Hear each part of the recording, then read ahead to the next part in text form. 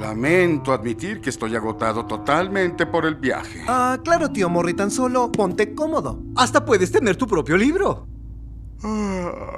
El fascinante tratado del cemento. Vaya, es en verdad fascinante. Sí, ¡Lo es!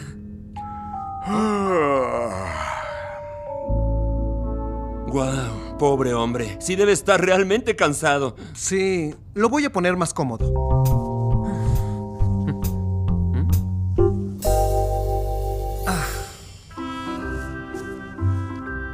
Ahora sí. Bueno, espero que no lo despertemos. Tranquilos. Tiene el sueño pesado. No olvidó aquella vez cuando yo era niño. Se quedó dormido en medio de una celebración con cohetes y pirotecnia.